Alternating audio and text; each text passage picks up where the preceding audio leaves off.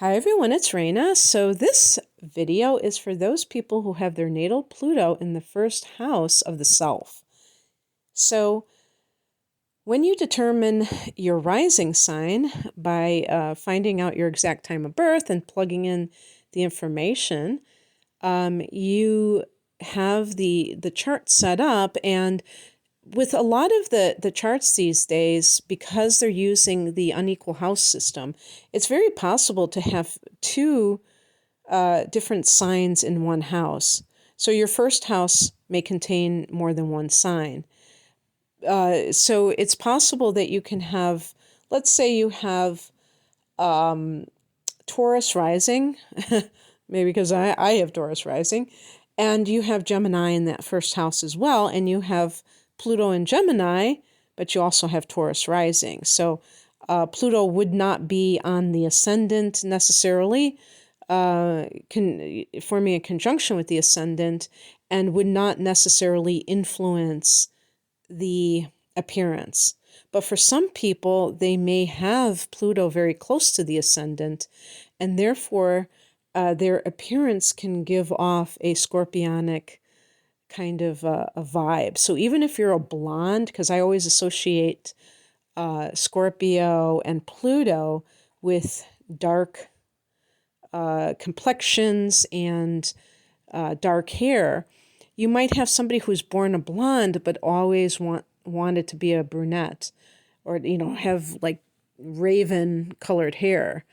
And that could be because they have Scorpio rising, or they have Pluto in conjunction with the ascendant, and maybe to some degree the first house. But definitely, if it's forming a conjunction with the ascendant, it will be like having Scorpio rising. And of course, you could have Scorpio rising in addition to that as well. Pluto is one of the rulers of Scorpio along with Mars. So that's where that connection to Scorpio comes in.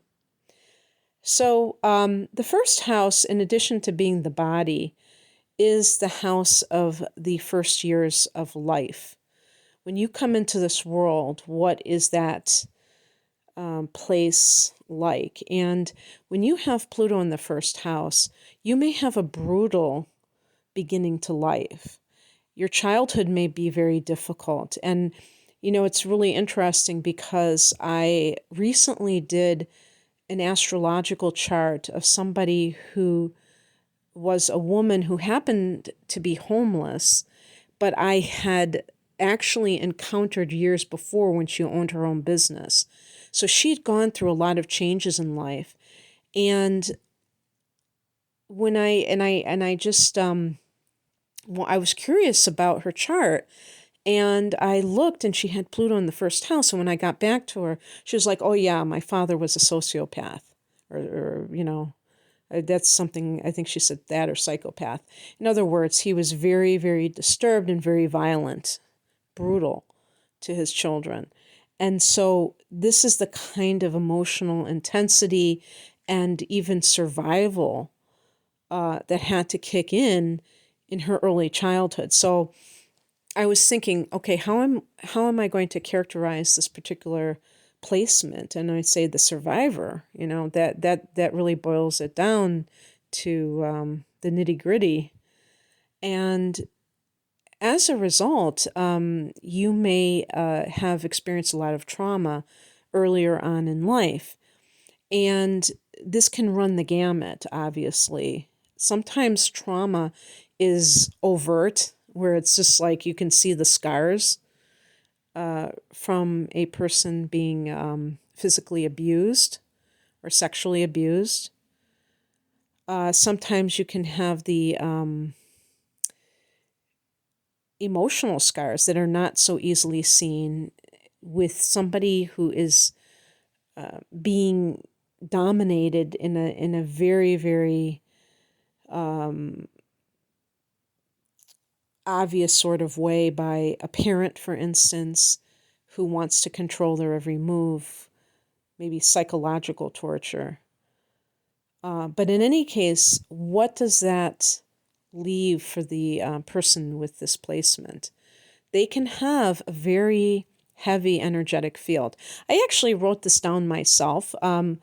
I got some information from a couple of sources. One of them was called astrologyclub.org, and I want to give a shout out to that site. And there was another one. I will go and look for it in a bit, and at the end of this reading, give a shout out to them as well. But what they characterized it as is an intense aura. But I would say even there's a heaviness here because Pluto can that intensity can be felt as kind of like, maybe even oppression by others. If the person is very unhealed, it can feel very like uncomfortable for other people to be around such a person. But at the very least, we can say intense, but also mysterious and secretive. And those are kind of like adjectives that go hand in hand too. And really, the reason for this is self-protection, because this person is, they've been through a lot, and so they have adapted to that by maybe not divulging too much of the details of their life because they don't want other people to somehow get an advantage over them. So there's a lack of, I think, trust. I think it's safe to say like trust issues come up quite a bit because the same thing can apply to people who have Scorpio rising, where they have experienced similar things and they have learned how to rely on themselves and not to trust other people because people may have either rejected them or betrayed them, abused them. So power is connected to Pluto, and these people may have seen power struggles as a theme growing up. And, obviously parents are going to be a big part of this since that is going to be the primary source of the encounters. But whoever the caretakers are, that can certainly be what is going on. And if there are some kind of, like if the person is given up as a ward of the state, for instance, then there might be power struggles within the legal system or the political system in terms of their being taken care of. Like they can feel like out of control because of these other people's abuse of power, or just the power that is naturally surrounding the issues that involve whatever the trauma is. And what can happen, one of the things that they mentioned was this kind of like, I think they said something like, the first site that I consulted, disagreeable personality or something like that. What I put down is problem personalities. If other factors support it. And typically what we would look at, I would look at the moon and Venus and also look at house placements, but definitely hard angles to some of these things, because what I feel can happen is that people who experience certain things from the start of life, actually, with the first house we're talking about from the very beginning, can because of their abuse develop narcissistic tendencies, and narcissism can develop from trauma. And so what can happen with these types of people, and I was kind of guessing when they said disagreeable personalities, because they mentioned the ego being very strong, and the person might be uncooperative and vengeful. And certainly when, because Scorpio is often pegged as a vengeful sign, of course, this is always going to be the lower expression of a sign or a house placement. It's not going to be for everybody. If the person has healed or if the person is spiritually aware, psychologically aware of their shortcomings and is consciously working to overcome them, then that's a different story. And if anyone can transform themselves, it's somebody like this. So don't think that even if you can identify with some of these things, then it means that it's forever going to be a part of your life. But you have to be willing to accept the responsibility, even if somebody else was the perpetrator of, of what they did, of taking the ball and running with it. Because what can happen is some people succumb to bitterness because they feel like somebody did them wrong and they want that person to pay. And sometimes it just doesn't happen that there is this overt proof that somebody has had to atone for their sins. Some people get away with abuse. And if the other party isn't willing to reframe it in a spiritual way, they can feel like life is unfair, that they can't be happy until they see that person suffer. And it really doesn't work that way because, if you think about people who, who are dealing with family members who get murdered, for instance, and they want that person to get the death penalty. When that person gets the death penalty, it doesn't necessarily release that person from any of the heavy emotions that they're feeling because it doesn't erase what happened. And that's the unfortunate truth when they go through that process. Even if they go to the to watch the person fry in the electric chair. Sorry to be so, morbid about that, but that's, what people do sometimes, and they go to the execution, and yet they still don't feel that sense of having that wronged righted. And so it's really an inside job, this idea of forgiveness, and it's not about erasing what happened. So if you are somebody who has dealt with trauma early in your life, one of the biggest challenges for you is how you can avoid becoming distorted by it and having it affect the way that you interact with other people, whether it be fearing intimacy, not trusting other people, and that's actually connected to fearing intimacy. Being too secretive and not letting other people in is going to lead to the other person not being able to understand you and not being able to empathize with you. And the more vulnerable that you can be, the stronger you are. It's very paradoxical.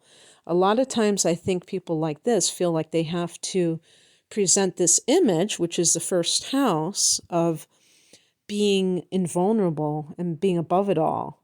And that can isolate you. So, and even if you get married, or are in a relationship with a significant other, you can still be with that person. You can be like a lonely island unto yourself because you cannot just admit some of the things that have happened to you and the pain that you have dealt with, and you just try to suck it up, buttercup, and it doesn't work. So letting your guard down in a positive way, being able to let people in. There's an insecurity with this position because of past experience of being rejected. And yet this is a very powerful position. That's the paradox, is that you're able to reinvent yourself. The eighth house, which Pluto rules, is a house of transformation, and you are able to transform yourself. And transformation is really what alchemy is all about. And so if you can take your trauma as an alchemy, you can convert it into gold. You can convert it into something that not only empowers yourself in a healthy way, but does so for other people. Not cooperating with other people is a it's a willfulness that I associate with Scorpio, and is a sign of being disempowered. The more a person is powerful, the more they can be flexible, that they can compromise with other people. That's it's such a beautiful paradox. When I see people that have to have things their own way, and it's almost like a phobia of being able to like give in to somebody else. I know that they are struggling with issues of feeling self-empowered, or people who need to control others. That is not true power.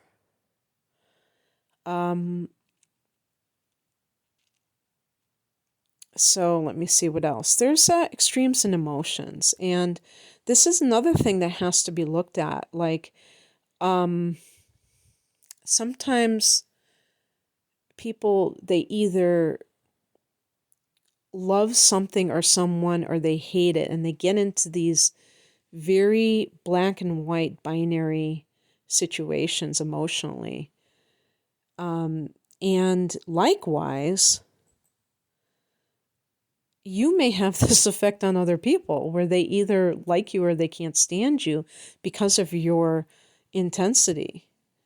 And so these are things that, you may do towards others, or your attitude, but it can also happen to you. And the more that we can stop being reactive, then there doesn't have to be that extreme. Because that is a reactivity, that drama, the dramatic, but it can be sometimes passionate. So it doesn't have to be all bad. And it certainly could be good for an actor on the stage who, sometimes when I've watched the theater, and there are certain actors who have that commanding presence, it's absolutely riveting. Or you could say on the in movies, and they just have that intensity.